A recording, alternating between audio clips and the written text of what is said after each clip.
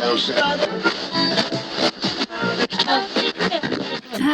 and welcome to today's vlog. Today I'm going to be talking about reviewing or renewing your personal independence payments.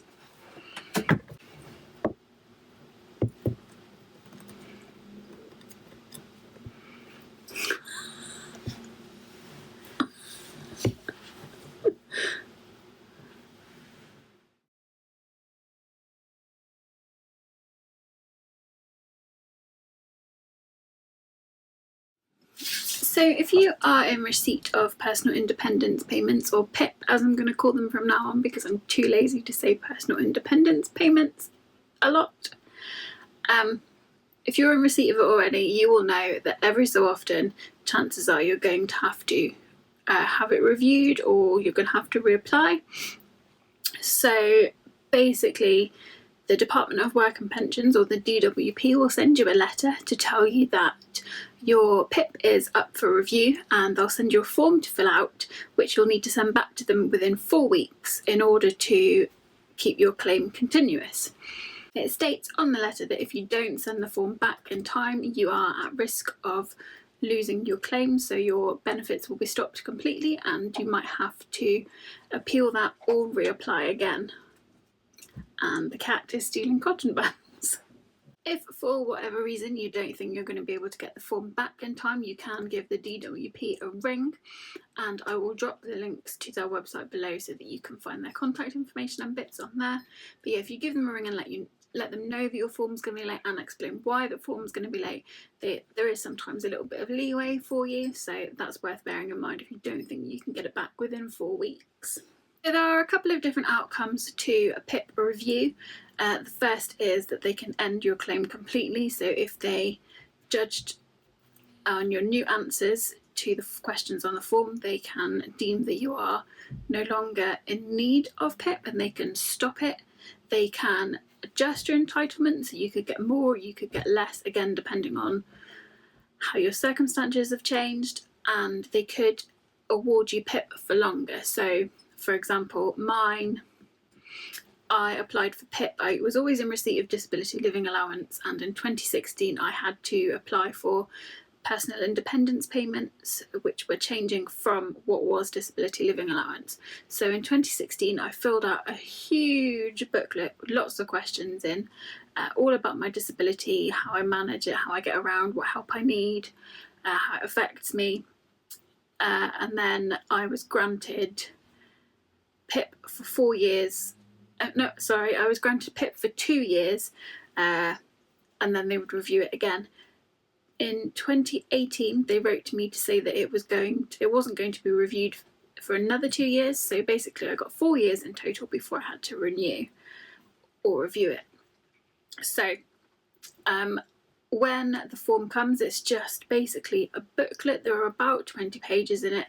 The first couple of pages are about you, so your name, your date of birth, your GP surgery. It asks you to list your conditions and when they started, or the approximate date that they started, and asks you to list your medications, and asks you to list sort of any hospital stays or hospital admissions, including upcoming hospital admissions. So that's the first couple of pages of the form. The next sort of pages are basically going through the questions that you would have initially answered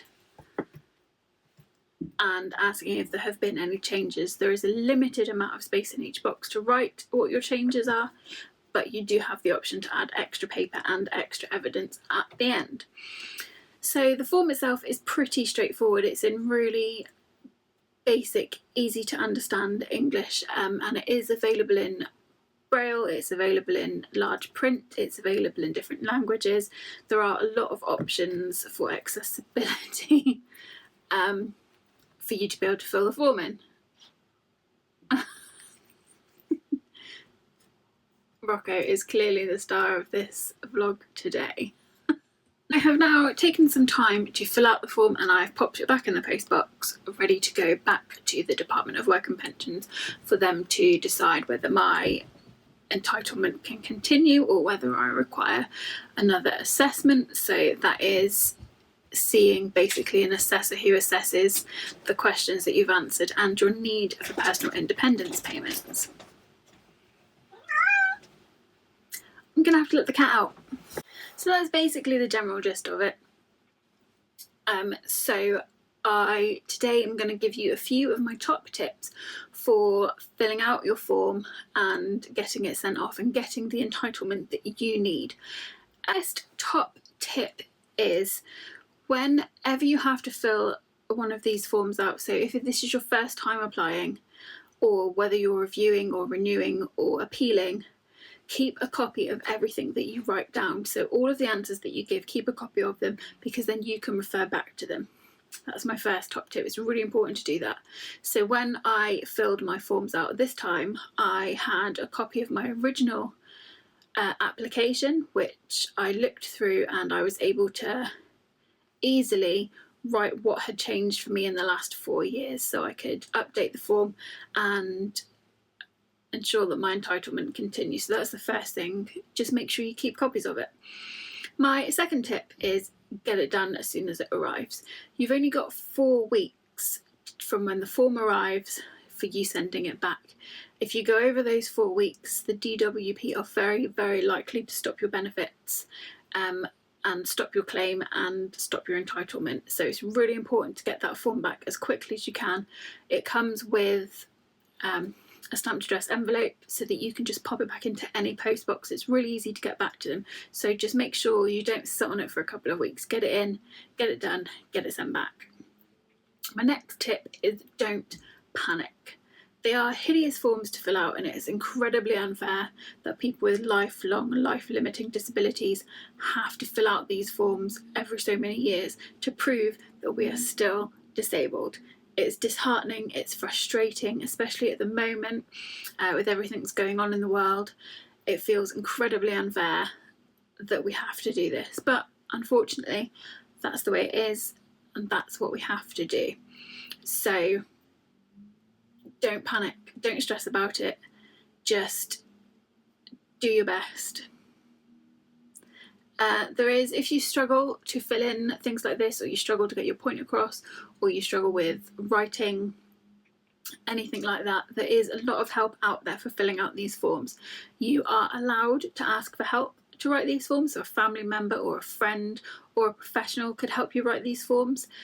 I will link below a previous vlog I did about different disability information and resources, because there are lots of local groups out there that will help you fill out these forms for free. They are charities.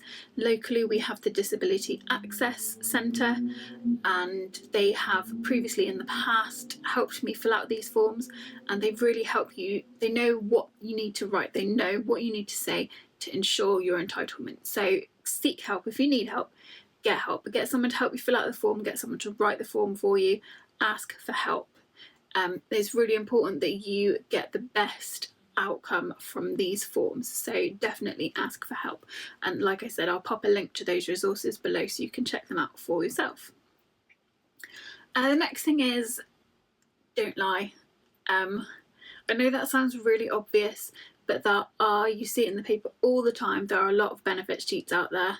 Some of them unintentionally, they maybe exaggerate a little bit more than they need to, or they out and out lie on the forms, and they are always caught out. They always have their benefits stopped, and they always have to pay the money back, generally with an additional fine as well. So please, please, please, please, please, however tempted you might be, don't lie on the form. Tell the truth.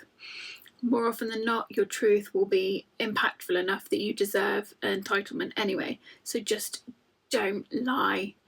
I will say you could exaggerate a little bit, and when you're filling out the form, make sure you are imagining what is your worst day. Fill the form out as if it is your worst day. So when the pain is at the worst, when your disability is at its worst, when your illness is at its worst, that's the day you need to picture in your head when you fill the form up, because that's what your entitlement is for. It's not for every day. It's not for when you're having a good day. It's not for when you're able to get to the park. It's for when you can't get out of bed. So make sure that when you fill out the form, you picture your worst day, and that's how you fill the form in. Hopefully That makes sense. My next tip is don't worry if they seem to be taking an age to get back to you. So if you promptly filled out your form, sent it back, got it in the post box, all within 2 days of it arriving, brilliant, that's what you needed to do. But don't be surprised if they take weeks to acknowledge that you have responded. The Department of Work and Pensions are notoriously slow and don't like to pull their fingers out, so don't be surprised if you don't get a response for over a month to find out whether or not you're still entitled or whether you have to have an assessment. During that time, don't worry, don't panic about it. There's nothing you can do until they contact you to update you with your claim, so there's no point stressing about it in the meantime. If you do have to have an assessment, try not to worry about that. I know it's easier said than done, and be careful what you read on Google. There are a lot of horror stories out there. Some of those horror stories I have read are from people that perhaps were lying a little bit anyway. Not that I'm saying everyone is like that, but I know people have had bad experiences with assessors, and I know that assessors are not often medical professionals. They don't know their arse from their elbow sometimes, but they're doing a job, and it is basically a tick box exercise. So try not to stress about the assessors too much, because it's not their fault. They're having to meet the targets that they're having to meet, so don't take it out on them, is my advice. I have had to have an assessment in the past. It was not that bad. Although I lost over £100 a month in my benefits, it could have been worse, and I'm lucky that my benefit wasn't stopped completely like a lot of people's was when this sort of around 2016, when this all kicked off and PIP was in the news a lot. You don't hear about it so much anymore, but the good news is that the government are making strides towards making these assessments fairer and giving people a better outcome that they deserve. So try not to worry about your assessment too much. Cross that bridge when it comes to it. And again, don't lie. Stress that is your worst day. This is what happens on my worst day. But please, please, please don't lie. I can't stress that enough. You'll get into so much trouble if you're found out, and it's not worth it. My form has now gone off, and I will be waiting to see what my outcome is. I will update you when I get an outcome. I'll update you if I have to go for an assessment, and if I do have to go for an assessment, I will come and tell you what that was like, so you get an idea of what it's like to be assessed by a person with no experience for personal independence payments. And that's my advice for reviewing or renewing your personal independence payments. Hopefully you have found this a little bit helpful.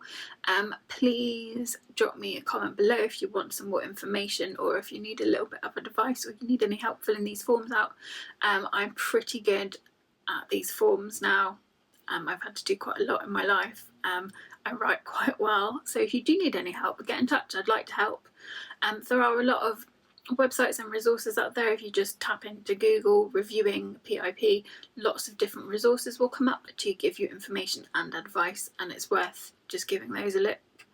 I think most importantly, don't do this alone. If you can get help from someone, then get some help to fill your forms out.